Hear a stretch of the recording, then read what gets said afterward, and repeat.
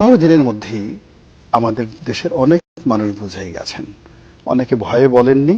আমি তো 7 দিন পরে বলা শুরু করে দিচ্ছি। 5ই আগস্টের পরে ইমিডিয়েটলি যদি জাতীয় একটা ঐক্য হতো, এটা সর্বাঙ্গীন সফল হতো, সুন্দর হতো এবং একটি নতুন ইতিহাস রচিত হতো, এতে কোনো সন্দেহ নেই।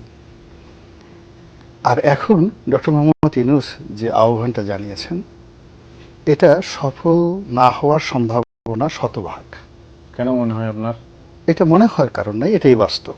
কারণ হলো, উনি এবং ওনার যারা সহকর্মী এসেছেন, তাদের সম্পর্কে আমাদের যে স্বপ্ন ছিল, আমাদের যে কল্পনা ছিল, এবং তাদেরকে আমরা মনের মাধুরী ছিয়ে আকাশের নক্ষত্র রূপে যেভাবে আমরা তাদেরকে কি বলবো, ভালোবেসেছি, শ্রদ্ধা জানিয়েছি। একজন ডক্টর মোহাম্মদ ইউনূস সারা দুনিয়া চমকিত করে আছেন। এত বড় বীর বাঙালি, তারপরে এত বড় সম্মানিত মানুষ, হাজার বছরে বাংলাদেশে হয়তো এতটা আন্তর্জাতিকতা নিয়ে আসেনি। আমরা এরকম অর্থনীতিতে হয়তো দেখা গেল যে আরো অনেক বড় লোক থাকতে পারে, রাজনীতিতে অনেক বড় থাকতে পারে, কিন্তু ডক্টর মোহাম্মদ ইউনূস একাই সবকিছু। তো সেই মানুষটিকে নিয়ে আমাদের একটা স্বপ্ন ছিল যে উনি যখন রাষ্ট্র ক্ষমতায় বসবেন, আমরা স্বপ্ন দেখব, এটা যে বাস্তব হবে কখনো আমরা কল্পনা করতে পারি, কিন্তু আমরা স্বপ্ন দেখতাম যে উনি যদি রাষ্ট্র ক্ষমতা পান, তাহলে এই দেশে একদিকে মধুর নহর বসবে, আরেকদিকে দুধের নহর বয়ে যাবে, আমরা সবাই বিশ্ব বাঙালি হব, আমাদের পাসপোর্টের যে ভ্যালু, এটা আমেরিকার কাছাকাছি চলে যাবে, এবং আমরা ডক্টর মোহাম্মদ ইউনূসের দেশের মানুষ। এইরকম একটা আমাদের একটা নস্টালজিয়া আমাদেরকে কাজ করতো 5 তারিখের আগ পর্যন্ত। এখন উনি কিভাবে ক্ষমতায় এলেন, কিভাবে পেলেন, এটা আমরা কেউ জানি না, উই ডোন্ট নো।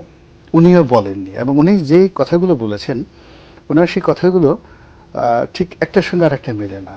উনি যেমন প্রথমে বললেন যে আমি 3 দিন পরে আসলাম, ওরা আমাকে প্রস্তাব দিয়েছে, তারপরে আমি গ্রহণ করেছি। আবার পরবর্তীতে ক্লিন্টন ফাউন্ডেশনে গিয়ে বললেন যে ম্যাটিকুলাসলি এই যে মাস্টার মাইন্ড, এবং প্রত্যেকটা জিনিসই হয়েছে অঙ্ক যেভাবে 1 2 3 সূত্র অনুযায়ী, পাটিগণিত বীজগণিতের সূত্র অনুযায়ী একটা অঙ্ক যেমন তার রেজাল্টের জায়গাতে পৌঁছে যায়, তেমনি ম্যাটিকুলাসলি এই ম্যাথমেটিক্সের আইন মেনে এই আন্দোলনটা আমরা চালিয়ে এনেছি, এবং he is the master mind. It means যে এই যে টোটাল আন্দোলন, এই আন্দোলনের সঙ্গে ওনার এবং অন্যান্য যারা আছে দীর্ঘদিন ধরেই তাদের একটা পরিকল্পনা ছিল, সুসম্পর্ক ছিল। ইফ উই বিলিভ, এই কথাটা যদি আমরা বিশ্লেষণ করি, ম্যাটিকুলাস। আর উনি প্রথমে যেভাবে এসেছেন, তাতে মনে হয় যে না, জাস্ট ওই আগেকার দিনের গরম, মানে রাজা মরে গেছেন, তো এখন রানীর সঙ্গে তো প্রথমে বিয়ে দিতে হবে, সিংহাসনে কাউকে বসাতে হবে, এই জন্য হাতি ছেড়ে দেওয়া হতো। হাতি সেই ধরে ধরে একজন লোকের মাথায় গলায় মালা পরিয়ে দিত, এবং সেই লোকে সে সিংহাসনে বসতো। আমরা যে গল্প শুনেছি, তো ওনাকে দেখে আমাকে মনে হলো যে ওনার কথাবার্তা শুনে ওভাবে উনি স্বপ্নে রাজকুমার এসে সেখানে বসেছেন। তো যখনই সেখানে বসেছেন, বসার পরে 48 আওয়ার্স, 48 ঘন্টা পর্যন্ত আমরা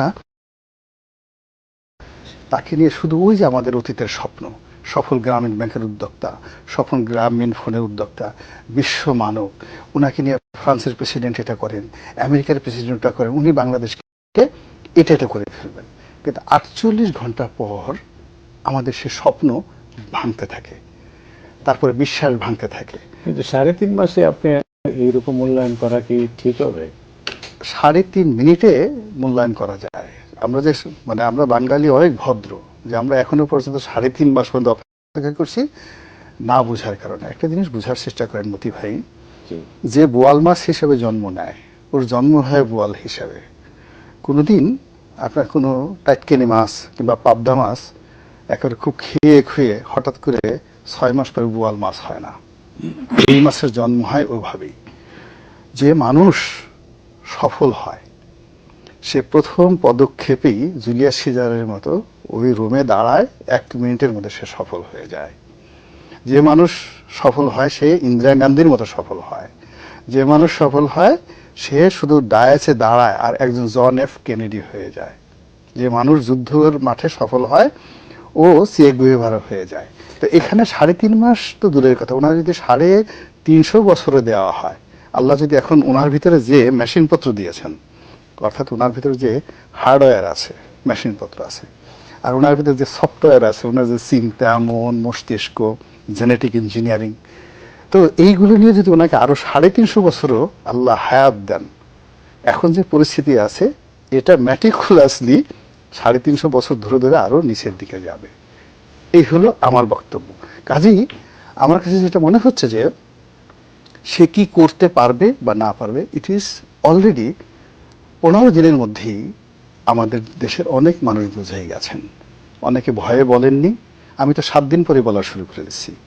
অনেকে ভয়ে বলেননি এবং অনেকে এখনো পর্যন্ত ভয়ে বলছেন না, হয়তো মব জাস্টিসের ভয়ে বা অন্য কোনো কারণে লজ্জা শরম বা যে কোনো কারণে হোক, আমরা শেখ হাসিনার দ্বারা এত বেশি সাফারার হয়েছি, অনেক অনেক বেশি সাফারার হয়েছি। ফলে সেই জায়গাতে উনি আশীর্বাদ হিসেবে আসছেন, আচ্ছা ঠিক আছে, অন্য যা কিছু হচ্ছে, আমি তো ভালো আছি অ্যাজ এ হোল, এই কথা মনে করে কিন্তু বেশিরভাগ যারা মধ্যবিত্ত সচেতন শ্রেণী, যাদের মোটামুটি সচ্ছল আছে, তারা কথা বলছেন না। কিন্তু দেশের যে যাকে বলা হয়, আমি কিন্তু আপনাকে প্রশ্ন করেছিলাম যে জাতীয় ঐক্যটা, আচ্ছা আমি ওখানে থ্যাংক ইউ ভেরি মাচ। তো এই কারণে কি হচ্ছে, তাকে নিয়ে যে বিশ্বাস এবং তার আহ্বানে সাড়া দেওয়ার জন্য যে স্পিরিট দরকার, ওটা এখন আর নেই। ফলে উনি যদি আগস্ট মাসের 15 তারিখে, 16 তারিখে, 20 তারিখে একটা জাতীয় ঐক্যের ডাক দিতেন এবং দেখে উনি যদি খালি বলতেন দিস ইজ মাই ডিসিশন, এই ব্যাপারে আপনারা, আমাদের কোনো আলোচনার দরকার নাই, আপনাদের ঐক্যমত্য চাই, যেটা বঙ্গবন্ধুর ছিল যে যোগ্যতাটা। কিন্তু এটা এখন এমন অবস্থা হয়ে গেছে যে তিনি বা তার সহকর্মীদেরকে বিশ্বাস করবে, তাদেরকে আস্থায় নেবে এবং তাদের প্রতি নির্ভর করবে, এইরকম কোনো রাজনৈতিক দল, একমাত্র জামাত ছাড়া এই মুহূর্তে কোনো রাজনৈতিক দল নেই। আর জামাতের সাথে অন্যান্য রাজনৈতিক দলের ইতিমধ্যে যে দূরত্বগুলো তৈরি হয়ে গেছে, ফলে জামাত যদি ইউনূস সাহেবের পক্ষে কোনো কথা বলেন, তাহলে অন্যান্য দলগুলো অটোমেটিক্যালি তার বিরোধিতা করবে। আমি আসছি আপনার কাছে।